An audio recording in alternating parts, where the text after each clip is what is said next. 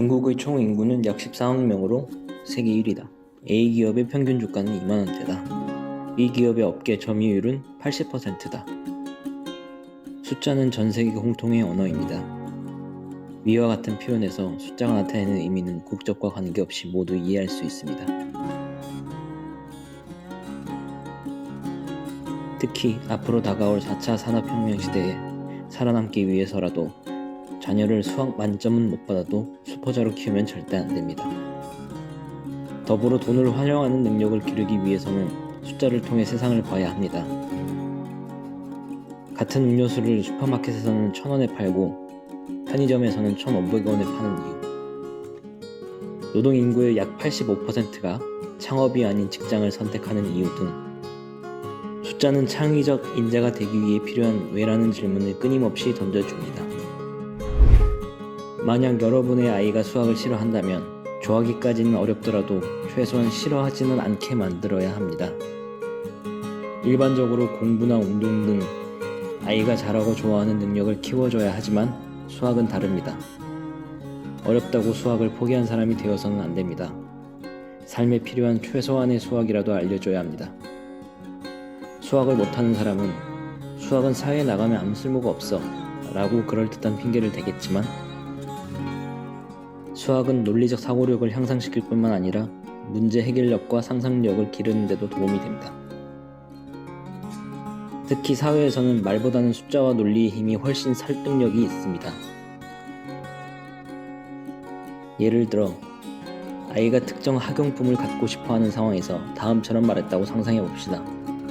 친구들은 다 이 연필을 쓰니까 나도 사줘요.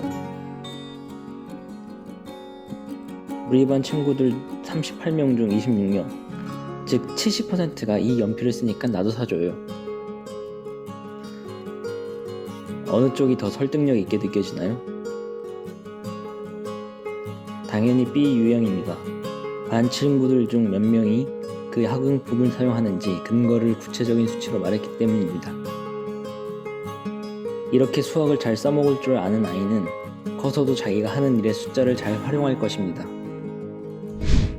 예컨대 어느 회사의 기획팀에 입사했다면 새로운 상품을 개발할 때 그 상품을 필요로 하는 사람이 얼마나 있는지, 개발에 드는 비용은 얼마인지, 광고비는 얼마나 투입할 것인지 등을 숫자로 나타내면 해결을 해야 할 과제가 무엇인지 쉽게 파악할 수 있습니다.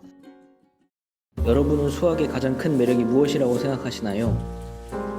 어릴 때 우유부단한 성격이 싫었던 저는 오직 한 가지 답이 존재한다는 것이 참 매력적으로 느껴집니다.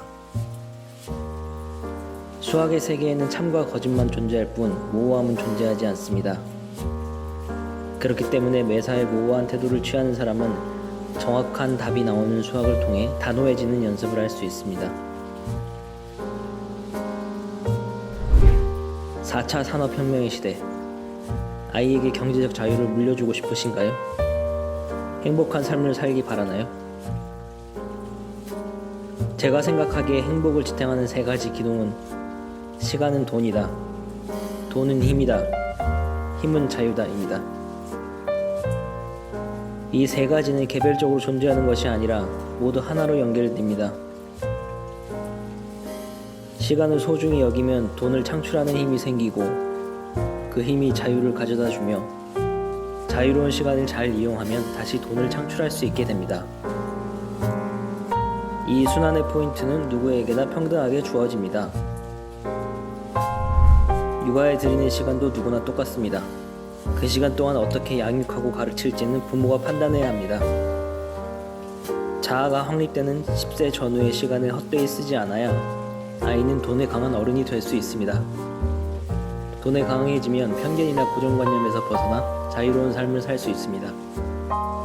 이 책에서는 경제교육만이 아니라 다양한 관점으로 육아에 접근했는데 그 밑바탕에는 잘못된 방법으로 부모님 자신과 아이를 궁지에 몰아넣지 말고 자신감과 여유를 갖고 육아에 임하길 바라는 마음이 담겨 있습니다.